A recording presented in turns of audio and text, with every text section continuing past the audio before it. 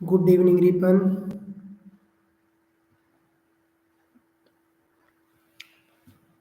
बड़ा मेरी आवाज़ क्लियर आ रही है सभी को? आई होप सो बड़ा जी। आज लाइटिंग इशू नहीं होगा और कोई इशू भी नहीं होंगे आपको आज। आवाज़ आज इको भी शायद कम करनी चाहिए, जहाँ तक एक मेरा आइडिया है। ओके बेटा, थैंक यू क्लैरिटी देने के लिए। चलिए फिर शुरू करें बेटा। अपने अपने फ्रेंड्स को बोल दीजिए बेटा जी कि जल्दी से जल्दी ज्वाइन करें, क्योंकि फिर ही बेटा जी हमारा फ़ायदा है जितनी जल्दी बेटा जी सभी ज्वाइन करेंगे।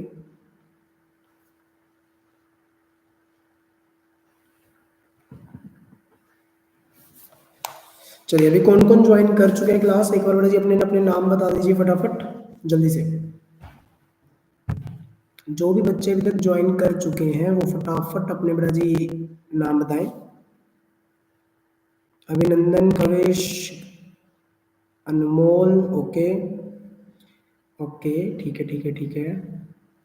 बाकी सभी भी बड़ा जल्दी से ज्वाइन करो, क्योंकि आज जो हमारा चैप्टर है बेटा वो है हमारा आज है फेडरलिज्म। और आज मेरी सलाह यह है कि आज मैं कुछ भी बोर्ड पर नहीं लिखूंगा, क्योंकि बोर्ड ना थोड़ा सा दूर पड़ जाता है और लाइटिंग इश्यूज बहुत है बेटा, कोई और मैनेज करने वाला नहीं है। और जल्दी बेटा जी फिर आई विल ट्राई कि सिस्टम थोड़ा सा बड़ा चलाए अब, ठीक है। लेकिन थोड़े दिन के लिए तो यहाँ तक ही चलेगा अपना। तो शुरू करें बेटा जी फिर बिना किसी देरी के। अभी ऑलरेडी आई थिंक सो 5 से 6 बच्चे अभी तक जुड़ चुके हैं अपनी लाइव क्लास के अंदर। तो चैनल को बेटा जी लाइक कर देना, सब्सक्राइब कर देना, वीडियो को लाइक कर दो, ठीक है फटाफट, ठीक है। तो शुरू करते हैं बेटा जी बिना किसी देरी के। Good evening. एंड आज बेटा जी हमारा जो चैप्टर है वो है बेटा हमारा फेडरलिज्म, ठीक है। अब एक बात ना बेटा यहाँ पर सिंपल समझना, आप लोगों ने जो अपना चैप्टर नंबर 1 कल डिस्कस किया था ये बिल्कुल उसी से रिगार्डिंग रहेगा, ठीक है। जहां पर आपने चैप्टर 1 को खत्म किया था मैं इस चैप्टर को वहीं से कैरी करने वाला हूं, ठीक है। तो शुरू करते हैं बेटा। देखो चैप्टर नंबर 1 जो हमारा था वो वहां पर हमने खत्म किया था कि 4 तरीके से हम लोगों ने पावर को डिस्ट्रीब्यूट कर दिया था।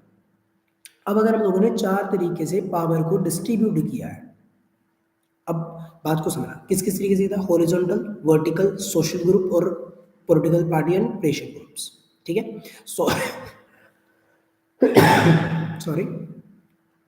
तो जब हम लोगों ने इस तरीके से अपनी पावर को सारी को डिस्ट्रीब्यूट कर दिया, उसके बाद क्या सीन बना, हमारा सबसे मेन चीज आती है, हमारे वहां पर एक वर्ड आया था that is called the federal government.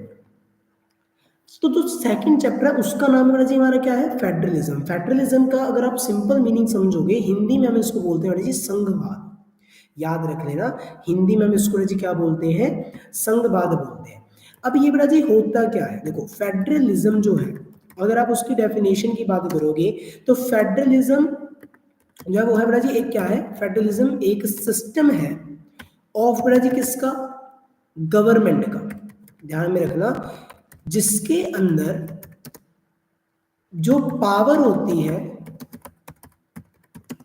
वो बड़ा जी क्या होगी आप लोगों की, डिवाइडेड होगी। बोलो तो power is divided between different levels of government. याद रखना कि federalism is a system of a government in which power is divided between different levels of the government. Means कि फेडरलिज्म एक वो सिस्टम है जहां पर हम पावर को क्या कर देंगे बेटा जी, डिवाइड कर देंगे डिफरेंट डिफरेंट लेवल्स में।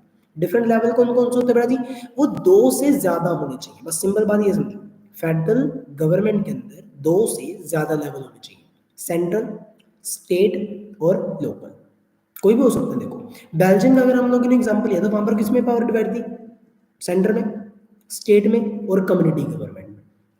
इंडिया के एग्जांपल पर आओ, इंडिया में भी 3 लेवल है, सेंटर, स्टेट और लोकल। सर तो फिर इसका मतलब ये हुआ कि इंडिया की जो गवर्नमेंट है वो तो फेडरल गवर्नमेंट हुई। देखो काइंड ऑफ आप लोग ये कह सकते हैं कि इंडिया की जो गवर्नमेंट है वो फेडरल गवर्नमेंट है, बट मेरे हिसाब से राजी मैं इंडिया की गवर्नमेंट को हमेशा क्वासी फेडरल कंट्री बोल के चलता हूँ राजी, याद रख लेना। इसको हम लोग क्या बोलते हैं, क्वासी फेडरल कंट्री राजी बोलते हैं। अगर आपको ये पता है कि क्वासी फेडरल का मतलब क्या होता है तो ठीक है, अगर नहीं पता, क्वासी फेडरल वो कंट्रीज होती हैं बेटा जी जिनका प्रिंसिपल्स, याद रखना, जिनके प्रिंसिपल्स फेडरलिज्म के होंगे बट वो फेडरल कंट्रीज नहीं होंगे। क्यों, उसके वजह से हम लोग कुछ जानते हैं रीजन। फेडरल गवर्नमेंट अगर किसी भी देश ने बनना है, अगर फेडरल गवर्नमेंट किसी भी कंट्री के अंदर होती है तो वहां पर सेंटर और स्टेट के अंदर पावर इक्वली तरीके से डिवाइडेड होगी, याद रख लेना। जितने भी लेवल्स होंगे, चाहे वो सेंटर है स्टेट है, उनके अंदर पावर इक्वली डिवाइडेड होगी। बट क्या इंडिया में ऐसा है बड़ा जी? बिल्कुल भी नहीं है। इंडिया में सेंटर के पास ज्यादा पावर है, स्टेट के पास उससे कम है। इसी वजह से सेंटर से कुछ पावर लेके, स्टेट से कुछ पावर लेके लोकल लेवल को दे दी गई है, बट इक्वल पावर तो नहीं है ना, ठीक है। इसी वजह से हम इसको क्वासिफाइड, बट हाँ जब आप पेपर के अंदर लिख के आओगे, ये क्वेश्चन भी जी आ रहा है आपका, आपने ये लिखना है कि India follows the principle of federalism. बस सिंपल ये बात याद रख लेना कि India follows the principle of federalism because India is having the 3 levels. And अब जब उसके फीचर्स की बात करेंगे तो आप लोगों को फीचर्स को एक्सप्लेन करेंगे, ठीक है। चलिए ठीक है, आई होप सो यहाँ तक की चीजें आपको क्लियर होगी। अब आप लोगों को एक मैं चीज बताता हूँ, फेडरल गवर्नमेंट तो होगी जहाँ पर 2 या 2 से ज्यादा लेवल है, लेकिन अगर कोई देश ऐसा हो जहां पर सिर्फ और सिर्फ एक ही लेवल हो गवर्नमेंट का, अगर किसी देश में सिर्फ और सिर्फ एक ही लेवल है गवर्नमेंट का, जिसके हाथ में सारी की सारी पावर है, जिसको हम सेंट्रल लेवल बोलेंगे, तो उस देश को हम बोलेंगे यूनिटरी गवर्नमेंट। याद रख लेना, उसको हम क्या बोलेंगे? यूनिटरी गवर्नमेंट बोलेंगे, ठीक है। गुड इवनिंग बेटा जी, कोई बात नहीं, चलो हो गए लेट अब, लेकिन इससे आगे ज्वाइन रखना। देखो 2 चीजें याद रख लेना अब कि फेडरलिज्म क्या है, जहां पर 2 या 2 से ज्यादा लेवल्स होते हैं गवर्नमेंट के। यूनिटरी क्या होता है, जहां पर सिंगल लेवल होता है, जिसको हम सेंट्रल बोलते हैं, सारी की सारी पावर उसी के हाथ में रहेगी, ठीक है। आई होप सो बेटा जी यहाँ पर आप लोगों को चीज क्लियर होगी। फेडरल के अंदर मेनली 2 ही लेवल होते हैं बेटा जी, सेंटर और स्टेट। इनके अंदर पावर इक्वल होगी तो वो फेडरल कंट्री है, वरना वो ये फेडरल गवर्नमेंट नहीं है, ठीक है। चलिए हम लोगों को यहाँ से ये चीजें तो क्लियर हुई, लेकिन अब आता है सबसे इंपॉर्टेंट पॉइंट हमारा, वो क्या? Features of federalism. ये पॉइंट बेटा जी आप लोगों को पता होने चाहिए सारे के सारे सॉरी, क्योंकि जितना आप लोगों को ये चीजें पता होंगी बेटा जी, आप लोगों को उतना ही ज्यादा बेनिफिट है। तो कैसे रही? जैसे सबसे पहली बात, पहला फीचर क्या है? 2 और मोर लेवल्स ऑफ गवर्नमेंट। फेडरलिज्म के अंदर सबसे पहला फीचर क्या है कि यहाँ पर 2 या 2 से अधिक लेवल रहेंगे गवर्नमेंट के। दूसरा इंपॉर्टेंट फीचर क्या है, यहाँ पर सिटीजन सेम होंगे। बात समझ ना, सिटीजन सेम होंगे, बट जुरिस्डिक्शन जो है हर लेवल के पास अलग अलग रहेंगी। इसका मतलब यहाँ पर अगर आप समझने जाओगे, यहाँ पर ये है कि सिटीजन, देखो एक सिंपल सोचो, आप क्लास के अंदर, एक आप क्लास के अंदर बैठे हो, तो क्लास के अंदर आप लोग ये तो नहीं कह सकते ना कि हम सिर्फ विकास सर के स्टूडेंट हैं। मान लेते हैं अगर मैं किसी स्कूल में टीच कर रहा हूँ, तो आप ये नहीं कह सकते कि हम सिर्फ विकास सर के स्टूडेंट्स हैं। आप बड़ा मेरे भी स्टूडेंट्स हो, आप कोऑर्डिनेटर टीचर के भी स्टूडेंट हो उसके साथ साथ आप स्कूल की जो मैनेजमेंट टीम है उसके भी आप स्टूडेंट ही काउंट होगी। हर एक का काम अलग अलग है। अब मैं आ रहा हूँ, मैं अपना एसएसटी पढ़ाऊंगा और मैं चला जाऊंगा, ठीक है। कोई दूसरा टीचर आएगा, हिंदी करवाएगा, वो चला जाएगा।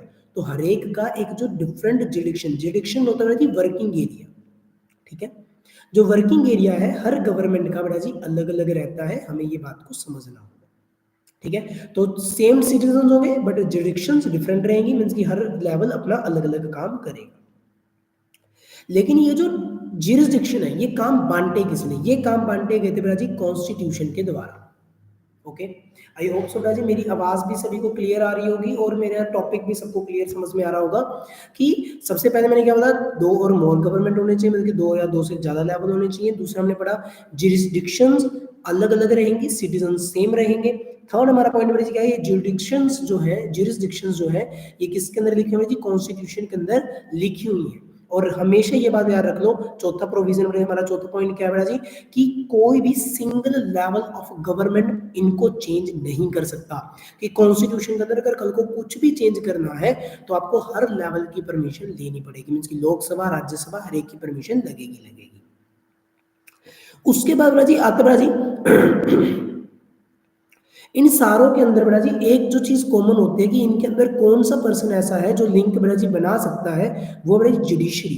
तो जुडिशरी क्या करता है, एक तरह से एम्पायर का काम करता है डिफरेंट लेवल्स ऑफ गवर्नमेंट के डिस्प्यूट्स को खत्म करने के लिए। याद रख लेना, डिफरेंट लेवल्स के अगर डिस्प्यूट्स खत्म करने हैं तो उसके लिए बीच में किसको आना पड़ेगा, जुडिशरी को बीच में आना पड़ेगा। ओके जी।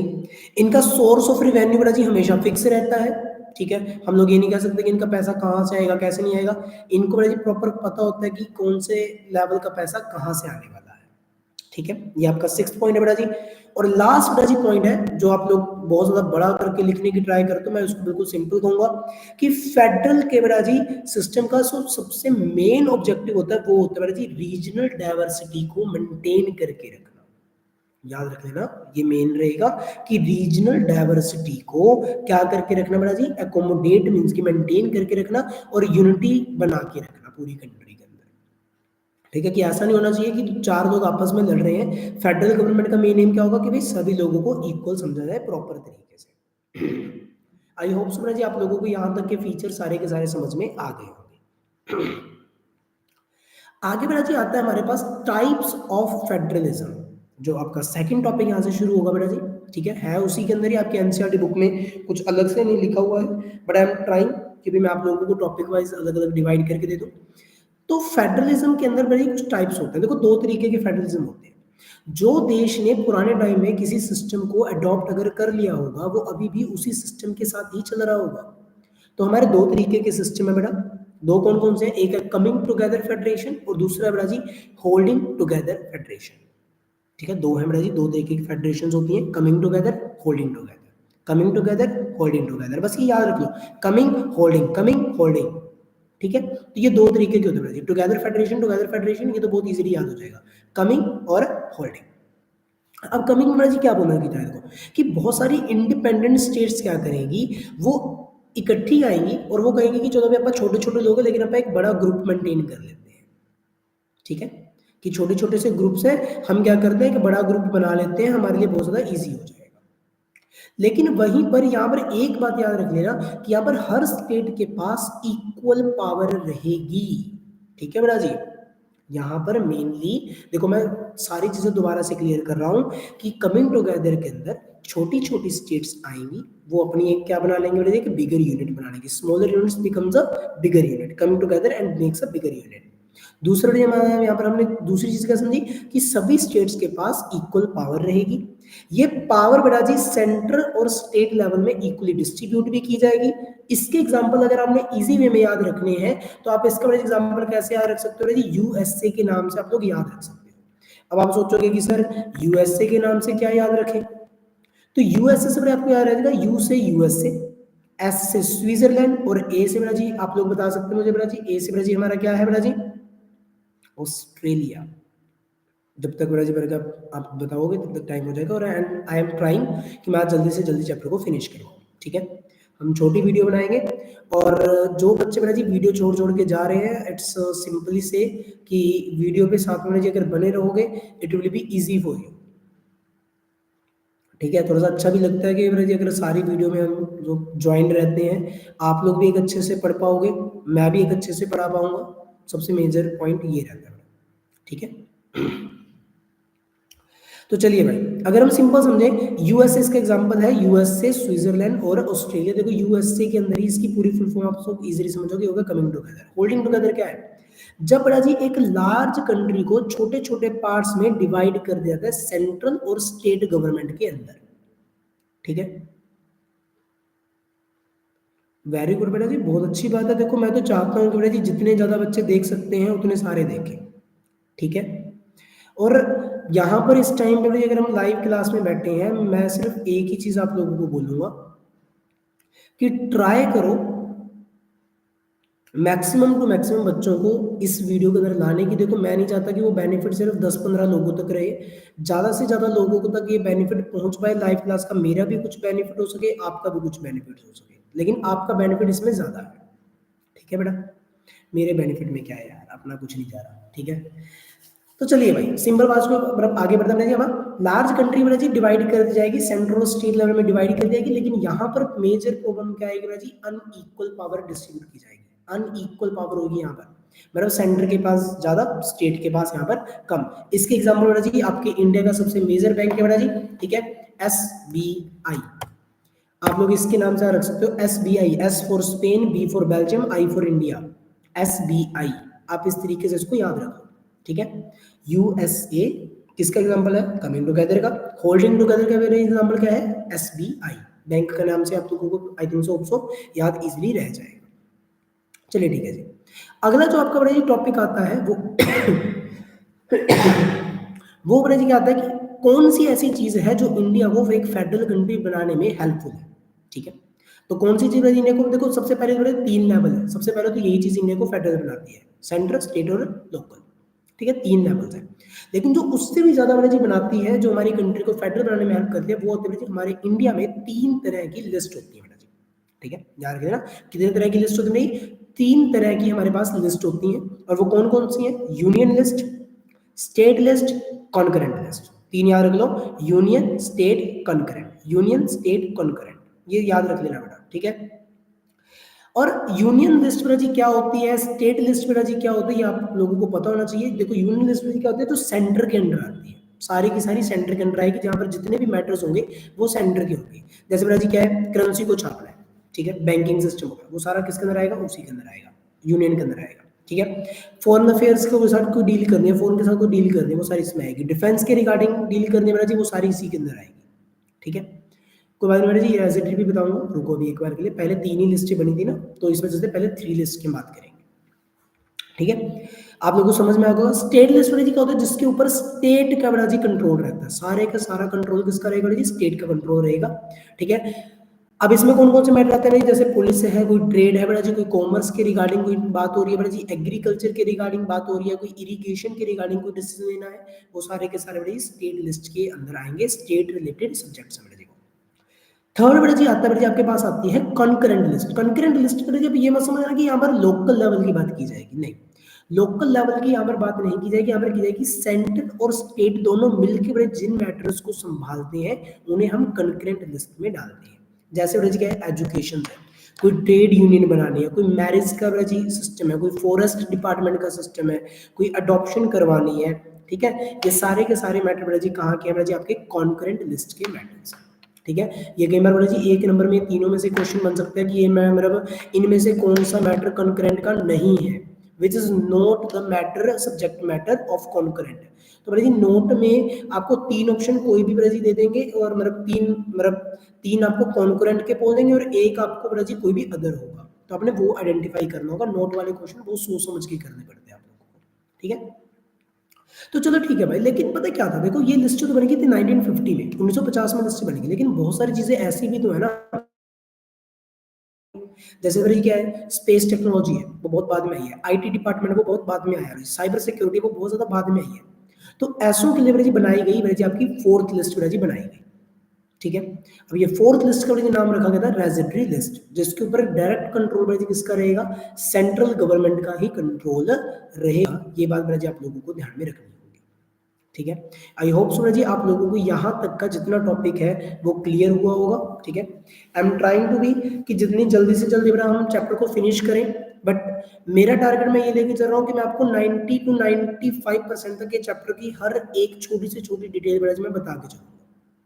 ओके, आगे बेटा जी हम लोग बढ़ते हैं। इस टाइम पे बेटा जी मतलब यहाँ तक का टॉपिक सभी को समझ में आ गया है। ठीक है, अगर कोई क्वेश्चन हो बेटा जी आप लोग कमेंट बॉक्स में लिख देना कि भाई सर ये वाला टॉपिक हमें समझ में नहीं आया, तो वो बेटा जी मैं एंड पे समझा दूंगा आप लोगों को, कोई प्रॉब्लम नहीं है। अब बेटा जी इसी टॉपिक में ना आपको एक चीज और याद रखनी पड़ेगी कि इंडिया में बेटा जी ऐसा नहीं है कि किसी भी स्टेट के पास कोई सेपरेट पावर दी गई है। हाँ, कुछ स्टेट्स हैं जिनको बेटा जी एक स्पेशल स्टेटस दिया गया है। ठीक है, जैसे अरुणाचल प्रदेश, असम, नागालैंड, मिजोरम, ये चारों स्टेट्स के नाम बेटा जी आप लोग याद रख लेना क्लियर कट। अरुणाचल प्रदेश, असम, नागालैंड, मिजोरम। ठीक है, AANM। ठीक है, AANM, इससे बेटा जी आप लोग याद रख सकते हो कि अरुणाचल प्रदेश, असम, नागालैंड और मिजोरम, ये बेटा जी एक शॉर्ट फॉर्म हो जाएगी बेटा जी। ठीक है, ठीक है बेटा, कोई बात नहीं अभी मैं आपको समझा दूंगा ये भी। ठीक है, चलिए ठीक है, हम लोगों को यहाँ पर ये चीज पता चल गई। अब जैसे जम्मू कश्मीर है, वहां पर एक धारा 370 लगी हुई थी, उसको मैंने क्या था कि उनको एक स्पेशल स्टेटस मिला हुआ था कि इंडिया का कोई भी नागरिक यहाँ पर जाकर जमीन नहीं खरीद सकता। ठीक है, मीन्स कि इंडिया में से कहीं से भी अगर आप कहीं पर वहां पर चले जाओगे, जम्मू कश्मीर में अगर आप चले जाओगे, तो वहां जाके आप जी जमीन नहीं खरीद सकते कि भाई यार ये तो जमीन मुझे दो भाई, मैं खरीदना चाहता हूँ। ठीक है, तो ये चीज पॉसिबिलिटी नहीं है, आराम से चलेगी ये चीज। ठीक है, चलिए भाई, लेकिन ना अब इसमें एक नया कंसेप्ट जी आया था यूनियन टेरिटरी का। अच्छा, कोई बता सकता है बड़ा जी मुझे कि यूनियन टेरिटरी होती क्या है? ठीक है, अगर आपको पता है दैट्स वेरी गुड, अगर नहीं पता तो बड़ा जी सिंपल समझ लेना, यूनियन टेरिटरी का बड़ा जी मतलब ये होता है कि जो स्टेट बनाने के लिए बहुत ज्यादा छोटी है। ठीक है, लेकिन उनको आप किसी स्टेट के अंदर मर्ज कर सकते हैं, मतलब कि डिस्ट्रिक्ट के लिए वो बहुत ज्यादा बड़ी हो जाएंगी, स्टेट के लिए वो बहुत ज्यादा छोटी हो जाएंगी। तो ऐसे के अंदर हम लोग उनको क्या बड़ा जी बना सकते हैं, यूनियन टेरिटरी बना देते हैं। यहाँ पर बड़ा जी इनका एक स्पेशल स्टेटस होता है जिसके ऊपर डायरेक्ट कंट्रोल बड़ा जी सेंट्रल गवर्नमेंट का रहेगा। याद रख लेना कि यूनियन टेरिटरी के ऊपर कंट्रोल डायरेक्टली किसका रहता है बड़ा जी, सेंट्रल गवर्नमेंट का ही कंट्रोल रहता है। ठीक है, और एक बात ये भी समझनी पड़ेगी कि देखो इन पावर्स को जी कभी कोई चेंज नहीं कर सकता, कभी भी नहीं कोई चेंज कर सकता। ठीक है, कि यार भाई आप लोग कह दोगे कि कल को कोई उठ के आएगा, मोदी कहेगा कि मित्रों आज से ये पावर हमारी हुए, ऐसा नहीं पॉसिबल। ठीक है, कि हम लोग कल को कह देंगे कि उठ के भी चलो जी ऐसी है ये तो चल जाएगा, नहीं भाई। उसके लिए पार्लियामेंट के अंदर बड़ी प्रॉपर अरेंजमेंट किए जाते हैं। पहले दोनों हाउसेस से 2/3 मेजोरिटी डिसीजन पास होना चाहिए कि इस चीज को चेंज कर दीजिए। अगर कल को कोई फंडामेंटल राइट्स में चेंज करना है, कॉन्स्टिट्यूशन के अंदर कोई अमेंडमेंट भी करनी है, तो उस केस में 2/3 मेजोरिटी का डिसीजन फेवर में आना बहुत ज्यादा जरूरी है। ठीक है, इसी वजह से हम यहाँ पर ये कह सकते हैं कि बहुत कम डिसीजंस होते हैं जो चेंज किए जाएंगे, मतलब बहुत रेयरली इस तरीके से होता है। लेकिन अगर करना पड़ेगा तो इसमें बड़े जी सबसे इंपॉर्टेंट रोल जो बड़े जी प्ले करता है वो बड़े जुडिशरी करता है, क्योंकि सुप्रीम कोर्ट को कहा जाता है कि गार्डियंस ऑफ द कॉन्स्टिट्यूशन कहा जाता है।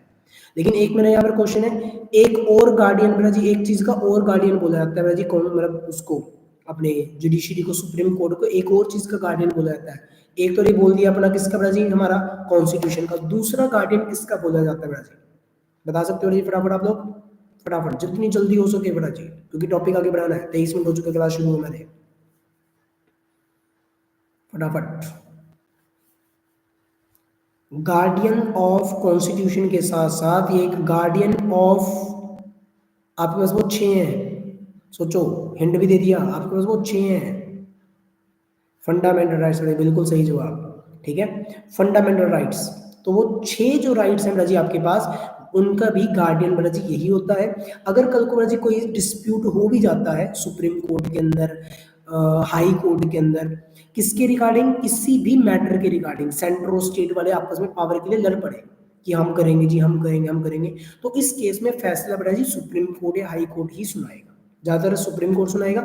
बट आपको एक थोड़ी सी कमी मेरे यहाँ पर मैं बताऊंगा कि जैसे कंकरेंट लिस्ट है, कंकरेंट लिस्ट का अगर कोई भी मैटर है, अगर उसमें स्टेट और सेंटर एग्री नहीं कर रहे, तो एट द एंड फैसला वो माना जाएगा जो सेंटर की तरफ से लिया जाएगा, मींस कि जो सेंट्रल गवर्नमेंट कहेगी वो माना जाएगा। ठीक है, तो ये बड़ा जी ध्यान में रख के चलना। ठीक है, आई होप सुब्रा जी आप लोगों को यहाँ तक का टॉपिक क्लियर होगा। देखो वैसे आपके पास सिर्फ 2 टॉपिक बचे हैं इसके बाद, how is federalism practised and दूसरा बढ़िया बचा है डिसेंट्रलाइजेशन। और याद रखना ये दोनों टॉपिक ही इंपॉर्टेंट में काउंट करके चलना आप लोग। ठीक है, जब दोनों अपन टॉपिक करवाने वाले हैं, दोनों ही टॉपिक इंपॉर्टेंट है। सबसे पहले हम लोग शुरू करेंगे how is federalism practised in India. ठीक है, सबसे पहले इसके अंदर 3 टॉपिक आएंगे, linguistic state, language policy, centre state relations. ठीक है, जिन बच्चों को मैं देखो नहीं आता, मैं उनके लिए बड़ा जी मैं बहुत ज़्यादा इजी इसको करने की ट्राई करूंगा। और इस बार बड़ा जी मेरा टारगेट ये है कि मैं आप लोगों को कुछ नई चीज़ें भी बताऊं। ठीक है, जो बेटा जी मैं रेगुलर क्लासेस में नहीं बता पा रहा हूँ, मैं वो यहाँ पर बताने की ट्राई करूँगा। लिंग्विस्टिक स्टेट्स बेटा जी होती क्या है, देखो कुछ स्टेट्स बेटा जी मतलब की क्रिएट की गई थी। देखो पुराने टाइम में ना जब हमारे देश में मतलब बहुत सारी स्टेट्स थी, मतलब ज़्यादा तो नहीं थी, लिमिटेड स्टेट्स थी, हम ये मान के चलो 14-15 स्टेट्स थी। तो उस टाइम बेटा जी क्या किया गया, कहते भाई अपन को ना नई नई स्टेट्स बनानी पड़ेंगी, कहते नई नई स्टेट्स बनाते हैं, चलो भाई नई स्टेट्स बनाते हैं। कहते किस बेस पे बनाए, किसी ने बोला कहते एक काम करो धर्म के नाम पर बना दो, कहते ना भाई धर्म के नाम पर तो पहले बंटवारा हो गया, ठीक है, कहते नहीं। फिर किसी ने बोला कहते कहते भाई एक काम करते हैं अपन कास्ट के नाम पे बना देते हैं, कहते नहीं भाई कास्ट के नाम पर भी नहीं बना सकते। किसी ने कहा भाई एक काम करो कलर के बेस पे बना दो, कहते नहीं भाई कलर के बेस पे भी नहीं। तो सबसे बेस्ट उनको ऑप्शन देगा एक काम करते कहते लैंग्वेज के बेस पे बना देते हैं, ठीक है। लैंग्वेज के बेस पे बनाने की बात आई। अब कईयों ने तो कहा कि यार नहीं यार ये तो आप बिल्कुल काम गलत कर रहे हो, कहते ये बात बिल्कुल भी सही नहीं है, ठीक है, लेकिन कहते भाई और कोई ऑप्शन भी नहीं है, तो उन्होंने सोचा कि अपन लैंग्वेज के बेस पे कर देते हैं। देखो इसमें ना एक बात याद में रखना, इंडिया में बेटा जी बहुत सारी लैंग्वेजेस हैं, ठीक है, लेकिन इंडिया में बेटा जी जो मेनली अब डिवाइड कर दिया गया, इंडिया को बड़ी डिवाइड कर दिया गया, किसके बेस पे डिवाइड कर दिया बेटा जी, लैंग्वेज के बेस पे डिवाइड कर दिया।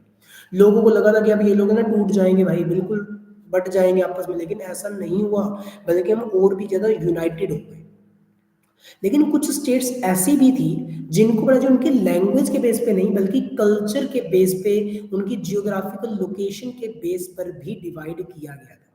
हाँ जी रिपन जी मैं यही चीजें बता रहा था भाई कि बहुत सारी स्टेट्स ऐसी भी थी जिनको किसके बेस पर डिवाइड किया गया बेटा, कि कल्चर उनका वहां पर कैसा है, जियोग्राफिकल लोकेशन वहां की बेटा जी कैसी है, इस बेस पर भी बहुत सारी लिंग्विस्टिक स्टेट्स बनाई गई और इसकी वजह से बहुत ज्यादा कल्चर बेटा जी क्या होने लगा था, बनने लगा था, ठीक है। चलिए भाई साहब अब यहाँ पर आपका देखो लिंग्विस्टिक स्टेट्स का टॉपिक इतना ही है, इससे ज्यादा नहीं है। अगर आप लोग मतलब फालतू में चक्करों में पढ़ोगे बेटा जी उसका कोई फायदा नहीं है, बस इतनी सी बात को समझ जाओ, उससे ज्यादा कुछ नहीं। चलिए ठीक है जी, हम लोग इससे आगे की तरफ अगर हम बढ़े, हाउ इज फेडरलिज्म प्रैक्टिसाइज का दूसरा वाला जो पार्ट आता है वो हमारे पास आता है लिंग्विस्टिक पॉलिसी या लैंग्वेज पॉलिसी की वजह से आप लोग इसको बोल सकते हो, कोई प्रॉब्लम नहीं है। आपको पता होगा जी इंडिया की ऑफिशियल लैंग्वेज कौन सी है और नेशनल लैंग्वेज कौन सा, चलो बताओ फटाफट बताओ इंडिया की नेशनल लैंग्वेज कौन सी है बेटा, नेशनल लैंग्वेज ऑफ इंडिया। जो इसका सही आंसर देगा उनको मिलेगी शाबाशी मुफ्त में, बताइए। ओके बेटा जी, बिल्कुल बेटा जी गलत जवाब, कोई भी नहीं है बेटा। इंडिया की नेशनल लैंग्वेज लोगों को लगता है कि हिंदी है, but Hindi is not the national language of India, सिर्फ ऑफिशियल लैंग्वेज है। इंग्लिश और हिंदी दोनों बेटा जी हमारे इंडिया की ऑफिशियल लैंग्वेजेस है और कुछ नहीं है। हमारे कॉन्स्टिट्यूशन ने किसी को ये नहीं कहा हुआ कि भाई ये हमारी नेशनल लैंग्वेज है, अगर एक को प्रेफरेंस देती तो गलत हो जाएगा ना। क्यों, क्योंकि इंडिया में बेटा जी beside Hindi there are 21 scheduled languages, total अपना ये बोल सकते हैं कि 22 लैंग्वेजेस हैं जो शेड्यूल्ड लैंग्वेजेस हैं, ठीक है। चाहिए जैसे कश्मीरी है, लद्दाखी है, नेपाली है, ठीक है, खासी है, बंगाली, उड़िया, मराठी, गुजराती, भीली, कोंकणी, कन्नड़, मलयालम, तमिल, ये बहुत सारी ऐसी लैंग्वेजेस है जी जो आप लोगों को पता होना चाहिए, जैसे मणिपुरी, मिजो, ये बहुत सारी लैंग्वेज है बेटा, ठीक है। शाबाश बेटा शाबाश, फ्री में 2 बार शाबाश बेटा शाबाश, मंगाई खुश हुआ, ठीक है। तो सिंपल समझ रहे हैं यहाँ पर, देखो मैंने यहाँ पर फैक्ट क्या किया, मैंने बहुत सारी लैंग्वेजेस बोली हैं और मतलब लास्ट टू लास्ट ईयर 2023 के पेपर में जी ये क्वेश्चन भी आया था, 2024 में भी ये क्वेश्चन आया था कि इनमें से कौन सी शेड्यूल्ड लैंग्वेज नहीं है। उन्होंने वहां पर जी 3 लैंग्वेज में जी नाम लिख दिए, कोई भी नाम लिख दिए, और एक उन्होंने लिख दिया नेपाली नाम लिख दिया। अब लोगों को लगा, मतलब बच्चों को लगा कि सर नेपाली आंसर कहाँ से आ जाएगा, नेपाली तो नेपाल की होगी, बट ऐसा नहीं है बेटा जी, नेपाली भी इंडिया के असम में बेटा जी बोली जाती है बेटा जी, ठीक है। असम साइड बेटा जी नेपाली भाषा को बोलने वाले लोग ही रहते हैं, तो इसी वजह से याद रखना नेपाली इंडिया की शेड्यूल्ड लैंग्वेज में काउंट होती है, मीजो भी काउंट होती है, मणिपुरी बेटा जी काउंट होती है, ठीक है। मेनली अगर क्वेश्चन बनेगा इनमें से बनेगा, आप लोग कंफ्यूज इसमें से होंगे ज्यादा और इसमें से नहीं। गुजराती भी बेटा जी एक भाषा है ऑलरेडी, ठीक है। चलिए ठीक है जी, हम लोगों को यहाँ से ये समझ में आ गया कि beside Hindi there are 21 languages, ठीक है। हिंदी है बेटा, ऑब्वियस सी बात है, हिंदी बिल्कुल बेटा जी, एक बात समझ लो, हिंदी बेटा जी हमारे इंडिया की ऑफिशियल लैंग्वेज है, नेशनल लैंग्वेज नहीं है। मैं बार बार एक ही चीज को इसको बोलूंगा बेटा, ठीक है।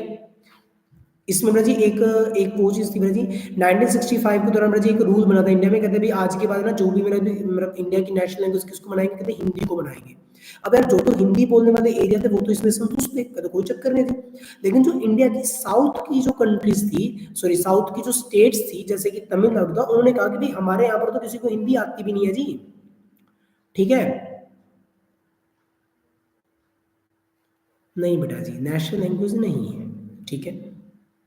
तो यहाँ पर देखो एक फैक्ट को समझना कि 1965 में एक रूल बनता है कि भाई हिंदी को हम बनाएंगे, लेकिन तमिलनाडु वाली साइड के लोग कहते भाई हमें तो हिंदी आती नहीं है जी, तो उन्होंने कर दिया प्रोटेस्ट। तो तब ये डिसीजन लिया गया कि जो भी ऑफिशियल डॉक्यूमेंट आएंगे वो इंग्लिश और हिंदी दोनों में आएंगे, लेकिन जो वहाँ पर जो पेपर्स कंडक्ट करवाए जाएंगे कुछ भी है, अगर कोई ऑफिशियल और कोई डॉक्यूमेंट भी आता है वो वहाँ की वर्नाकुलर लैंग्वेज मीन्स की जो वहाँ की लोकल लैंग्वेज जो सबसे ज़्यादा बोली जाती है उसके अंदर भी आएंगे, ठीक है। इसका मतलब यहाँ पर मैं ये कह सकता हूँ कि जो शेड्यूल्ड लैंग्वेज के अंदर वहाँ पर डिसाइड है, जैसे पंजाब में पेपर किस में आएगा, एक इंग्लिश में आएगा एक पंजाबी में आएगा, ठीक है। हरियाणा में किस में आएगा, एक पंजाब मतलब एक हिंदी में आएगा एक इंग्लिश में आएगा, तो मतलब ये दो लैंग्वेजेस को इस तरीके से रखा गया था, ठीक है। आई होप सूरज जी आप लोगों को यहाँ से ये टॉपिक क्लियर होगा। इस टॉपिक का बिल्कुल लास्ट टॉपिक का था आपका सेंटर स्टेट रिलेशनशिप। देखो इसके बाद बस आपका एक टॉपिक बचा है जिसका नाम है डिसेंट्रलाइजेशन, फिर हमारा चैप्टर खत्म, ठीक है। भाई देखो जिनको ये चैप्टर आ गया ना, मैं ये मान लूंगा कि मेरा जो उनको चैप्टर नंबर 1 भी आ गया, उनको चैप्टर नंबर 2 भी आ गया, बहुत सही वाले चैप्टर बेटा ये। मतलब आप लोगों को कल को ये नहीं होगा कि भाई सर ने कोई चीज़ छोड़ी है इसमें, मैं एक एक चीज़ को आपको क्लैरिटी में करवाने की ट्राई कर रहा हूँ, ठीक है। कि मतलब ये ना लगे कि सर ने तो सिर्फ समरी समरी बताई है, 99% ये चैप्टर कवर अप हो रहा है आपका, ठीक है। कुछ चीजें हैं, कुछ इमेजेस होती हैं, कुछ एनसीईआरटी की लाइंस है जी, मैं वो नहीं बता पाऊंगा क्योंकि इतना हमारे पास टाइम नहीं है। और आप लोगों ने मेरा जी अभी तक देखो जैन तक का आपका टाइम गया है, ठीक है। दिसंबर तक मेरा जी आप लोगों ने अप्रैल मई जून जुलाई अगस्त सितंबर अक्टूबर नवंबर दिसंबर कर करा के मेरा जी 9 महीने तुम लोगों ने सिर्फ और सिर्फ एनसीईआरटी के ऊपर फोकस किया है। तो अब बेटा जी एनसीईआरटी बेटा जी देखो, अगर आपको अच्छे नंबर चाहिए 3 से 4 बार मैं आपको कहूंगा कि आप एनसीईआरटी की रीडिंग करो, 2 से 3 बार आप लोग एवरग्रीन को पढ़ो, उसके बाद सैंपल पेपर्स उठाना, पीवाईक्यूज उठाना। पीवाईक्यू भी ज्यादा पुराने मत उठाना, 3-4 साल पुराने इनफ होंगे, ठीक है। उनमें आप इवेल्युएट करो। बाकी वैसे ये आपको इवेल्युएशन का काम सारा बड़ा जी मैं यूट्यूब वीडियोस पर बेटा जी आप लोगों को करके ही दूंगा, ठीक है। आप लोगों को उसकी भी कोई टेंशन नहीं है, बट सैंपल पेपर उसके बाद उठाना, फिर बड़ा जी आप लोगों से सैंपल पेपर भी सोल्व हो जाएगा, ठीक है। चले भाई सेंटर स्टेट रिलेशनशिप, देखो भाई पिछले बहुत टाइम तक ये लगा के चलो कि हर जगह पर सेंटर का रूल होता था, ठीक है। जो सेंटर के अंदर गवर्नमेंट बनेगी वही स्टेट के अंदर भी गवर्नमेंट बनेगी। अगर गलती से कभी स्टेट में कोई और सरकार बन गई तो सेंटर वाले बड़े जो उनको टिक के बैठने नहीं देते, वो कहते भाई तुम लोग तो निकल दो यहाँ से, कहते हम नहीं तुम्हें रहने देंगे, ठीक है। तब होने का लगा भाई साहब यहाँ पर तो सेंटर की पावर बहुत ज्यादा बन गई और स्टेट की पावर बिल्कुल कम हो गई। तो ऐसे में कहते हैं अब हम करें क्या। तो इसी वजह से बेटा जी यहाँ पर उस टाइम पे एक नया कंसेप्ट बिल्कुल सामने आया निकल के, जिसका नाम था कोलिशन गवर्नमेंट, गठबंधन की सरकार।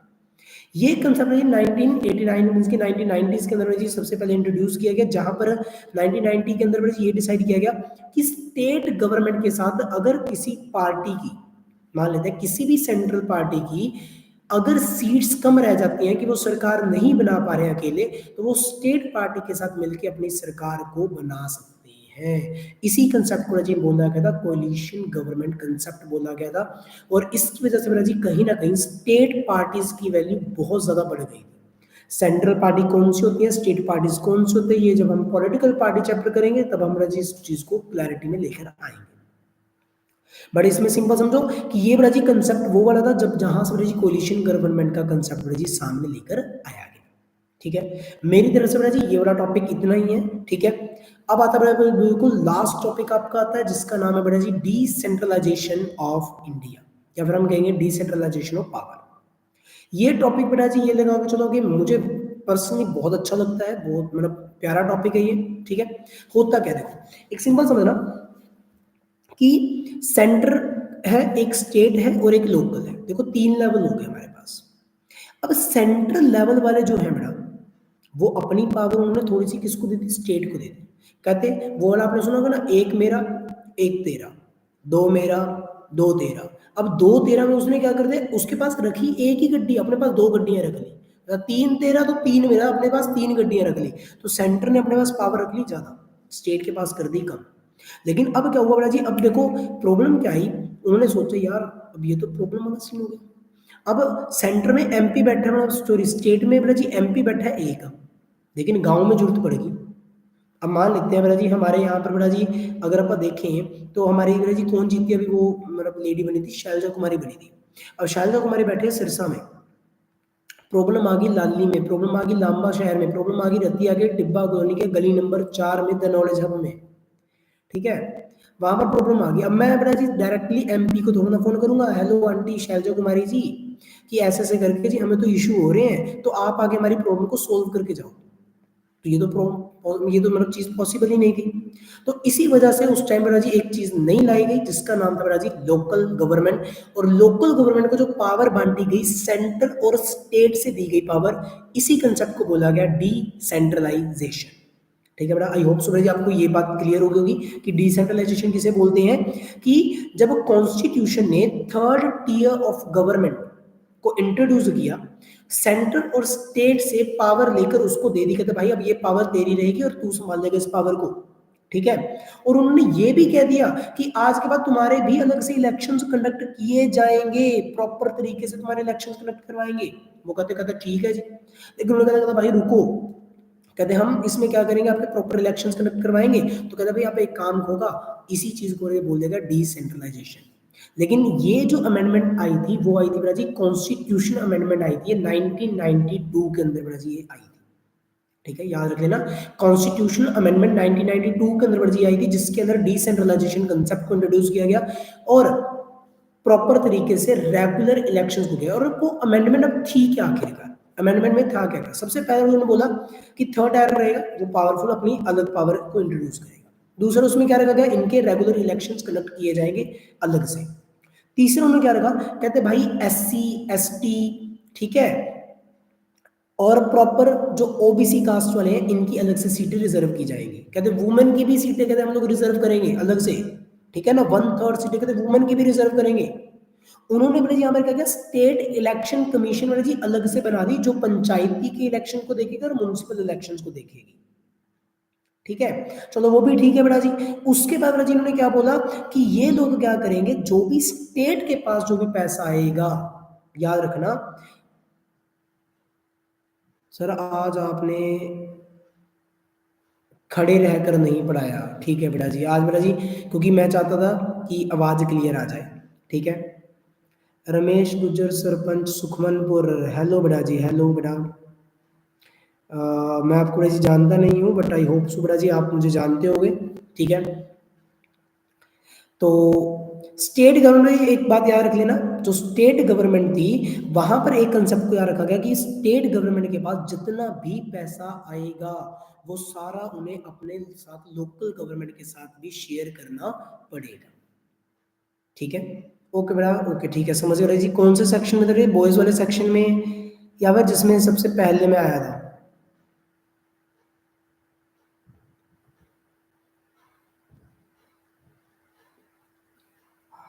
ओके, चलो बेटा जी, होप सो आप बेटा जी अपने फ्रेंड्स के साथ बेटा जी शेयर करना। ओके बेटा जी, ठीक है बेटा, ठीक है, थैंक यू बेटा जी ज्वाइन करने के लिए। चैनल लाइक सब्सक्राइब जरूर करना बेटा। ठीक है, अपने फ्रेंड्स को बेटा जी बोलो कि चैनल जल्दी से जल्दी मतलब कि फॉलो कर लें। ठीक है, क्योंकि रेगुलर बेटा जी वीडियोस आएंगी आएंगी, तो थोड़ा आई थिंक सो ईजी हो जाएगी चीज़ें आप लोगों के लिए। ठीक है, तो चलिए भाई, स्टेट गवर्नमेंट को जी बोला था कि जितना भी आपके पास पैसा आएगा वो आप लोगों को लोकल गवर्नमेंट के साथ बेटा जी क्या करना पड़ेगा, शेयर करना पड़ेगा। ठीक है, तो यहाँ पर देखो सबसे पहले बेटा जी एक बात याद रख लेना, जो भी मैंने ये चीजें बताई हैं वो कॉन्स्टिट्यूशनल अमेंडमेंट 1992 के अंदर बेटा जी ध्यान में रख के रखी गई थी। ठीक है, एंड आई होप सो बेटा जी आप लोगों को ये चीजें पता होंगी।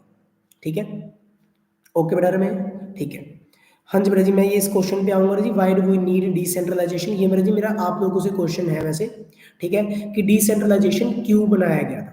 ठीक है, ये बेटा जी मैं आप लोगों से वैसे क्वेश्चनिंग करूंगा, बट अगर किसी को भी आंसर पता है, ठीक है, एग्जैक्ट पॉइंट्स के साथ, वैसे तो आपकी एवरग्रीन बिल्कुल लास्ट में बेटा जी ये लिखे हुए पॉइंट्स, बट स्टिल बेटा जी इसको अभी पता है बिना एवरग्रीन खोले, ठीक है, वो अपने कमेंट सेक्शन में जी मेरा वो कर दें, ठीक है। मैं उनके कमेंट्स को बेटा जी पिन में बेटा जी जरूर डाल दूंगा, ठीक है ना, ठीक है। ओके बेटा, जर्मनी यूनिफिकेशन आ गया बेटा, ध्यान में आ गया मेरे, सारा आ गया, ठीक है। आई होप सो बेटा जी आपको समझ में आया होगा रमेश वहां पर, ठीक है, तभी आई थिंक सो आपने ज्वाइन किया है। तो चलिए बेटा जी, डिसेंट्रलाइजेशन ऑफ इंडिया। अब ये टॉपिक में बेटा जी एक बात समझ लेना, यहाँ पर दो तरीके के लेवल होंगे। अब देखो बहुत ज्यादा नूर, ओके बेटा जी, ठीक है। अब इसमें ना बेटा एक देखो कंसेप्ट समझना अच्छे से, देखो ये कंसेप्ट समझना सबसे जरूरी रहेगा तुम्हारे लिए। इसको मैं मोस्ट इंपोर्टेंट में सर्कल लगा के चलूंगा। देखो दो लेवल्स होते हैं लोकल लेवल पे, दो तरीके के लेवल होते हैं, एक होता है रूरल एरिया, एक होता है अर्बन, ठीक है। याद रहेगा, रूरल अर्बन, रूरल अर्बन, ठीक है। अब एक बात को समझना यहाँ पर, रूरल एरियाज में देखो तीन तरह के लेवल्स होते हैं बेटा जी। एक होता है ग्राम पंचायत, जो आता है एक गांव के अंदर अंदर का, ठीक है, जिसमें एक सरपंच होता है और बाकी सारे के सारे पंच होते हैं बेटा जी, ठीक है। याद रखना, एक सरपंच और बाकी सारे पंच होते हैं, ठीक है। ये विलेज लेवल पर बनाए जाते हैं। इनको चुनने का काम जो करता है वो ग्राम सभा करती है, ठीक है। ग्राम सभा में वो लोग होते हैं जो बेटा जी सारे के सारे 18+ एज के होते हैं, ठीक है। उसके बाद बेटा जी हमारा आता है दूसरा, जो कि बेटा जी पंचायत समिति, जिसको हम ब्लॉक समिति भी बोल सकते हैं। जो जितनी भी ग्राम पंचायत होती हैं वो सारी मिलके ब्लॉक पंचायत बनाते हैं, उनकी ब्लॉक समिति बनाती है। और फिर सारी ब्लॉक समिति मिलके एक जिला परिषद या जिला पंचायत बनाती है, ठीक है। याद रह जाएगा, देखो मैं सिंपल बताता हूँ। पहले ग्राम सभा ने चुना किसको बेटा जी, ग्राम पंचायत को चुना। बहुत सारे गांवों की ग्राम पंचायतों ने मिलकर ब्लॉक पंचायत बनाई। फिर बहुत सारी ब्लॉक पंचायत ने मिलकर जिला परिषद को बनाया। लेकिन इनका काम होता है सिर्फ रूरल एरियाज के रिगार्डिंग डिसीजंस के ऊपर काम करना, ठीक है। आई होप सो बेटा जी आप लोगों को यहाँ पर ये चीजें क्लियर हो गई होंगी, ठीक है। इसके बाद जो हमारा अगला बेटा जी जो चीज आती है बेटा, जो सेकंड बेटा जी हमारे पास आता है इसका पॉइंट, ठीक है, वो हमारे पास बेटा जी क्या आता है कि म्युनिसिपैलिटी में जी क्या होता है। देखो टाउन्स के अंदर भी क्या होता है, देखो अर्बन एरिया की अगर हम बात करें, अर्बन एरिया में देखो दो होते हैं, एक होते हैं म्युनिसिपैलिटी होती है और एक म्युनिसिपल कॉर्पोरेशन होता है। म्युनिसिपैलिटी होती है टाउन्स में, म्युनिसिपल कॉर्पोरेशन होती है सिटीज में।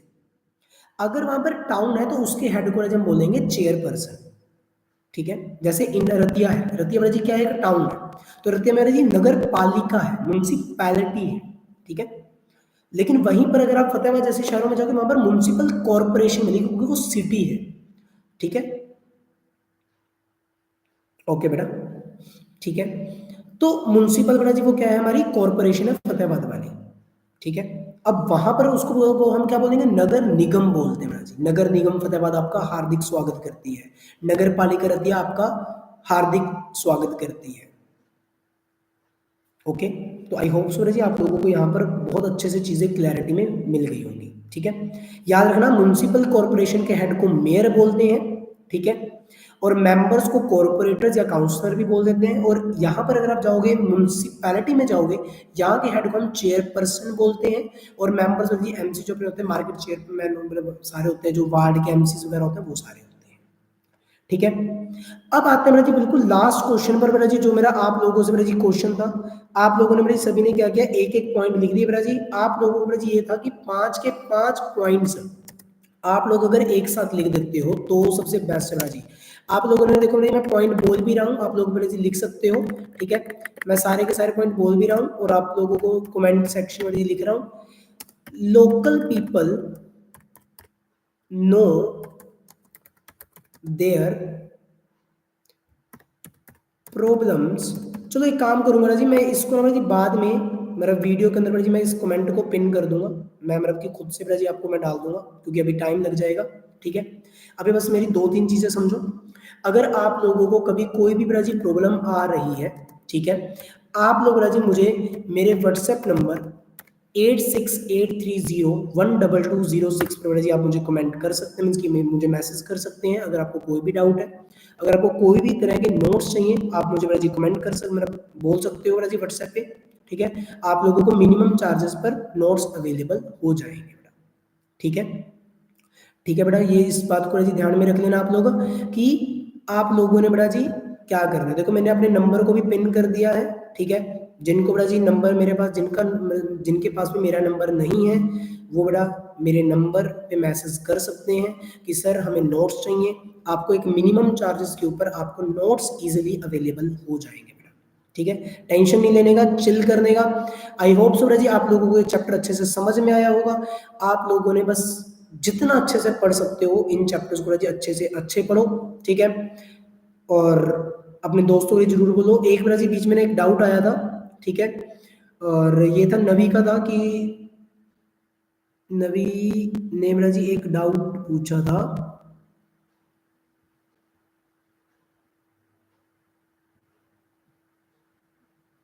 चलो आई थिंक सो अब उसने डिलीट कर दिया है वो मैसेज, ठीक है। बट अगर कोई भी हो बड़ा जी प्रॉब्लम तो बड़ा जी वो मुझे बता देना। और जो आपका क्वेश्चन है why do we need the decentralization, इस बड़ा जी पांचों जो 5 एग्जैक्ट पॉइंट बनते हैं बड़ा जी, ठीक है, तो वो बड़ा जी मैं आपको बता दूंगा, ठीक है। अब चलो भाई नवी मैं आपको, अच्छा ठीक है, अर्बन वाला जी, अर्बन वाला सिंपल समझ लो। अर्बन में 2 लेवल होते हैं, municipality, municipal corporation. Municipality, municipal corporation.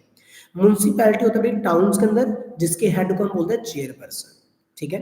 Municipality होती है भाई जी कहाँ पर, टाउन्स में, ठीक है, जैसे कि रतिया है, नगर पालिका बोलते हैं इसको, और इसके हेड को हम बोलते हैं चेयरपर्सन या चेयरमैन या चेयरवुमेन, कुछ भी हो सकती है वो, ठीक है। म्युनिसिपल कॉर्पोरेशन वो होती है जी सिटीज के अंदर, और इसके हेड को हम जी बोलते हैं मेयर। बस इतनी सी बात जी आप लोगों को याद रखनी है, और कुछ भी याद नहीं रखना। इसी के साथ जी आज की जी वीडियो हम यहाँ पर दी एंड करते हैं। आई होप सूरज आपको मेरा सेशन पसंद आया हो। अगर पसंद आया जी अपने दोस्तों के साथ जी इसको शेयर कर देना, ठीक है। चैनल को सब्सक्राइब करो जितना बड़ा जी करवा सकते हो। 1000 बड़ा जी मिनिमम सब्सक्राइबर मुझे चाहिए बड़ा जी ये 20 दिन के अंदर अंदर। चाहे आप लोगों को आपके घर से बड़ा जी आइडिया बना बना के करना पड़े, बट कर लो, ठीक है। बटन टूट जाना चाहिए बड़ा तुम्हारे फोन का, ओके। तो बड़ा जी मिलेंगे, राम राम सभी को बड़ा जी, सभी को गुड नाइट। मिलते हैं बड़ा जी फिर एक छोटे से ब्रेक के बाद कल को चैप्टर नंबर 3, जो कि आपका सबसे ज्यादा डिफिकल्ट चैप्टर है, gender religion and caste chapter बड़ा जी सबसे ज्यादा डिफिकल्ट जो आप लोगों को लगता है, मैं आपको कल को वही चैप्टर करवाने वाला हूँ। Tata bye bye, see you later alligator.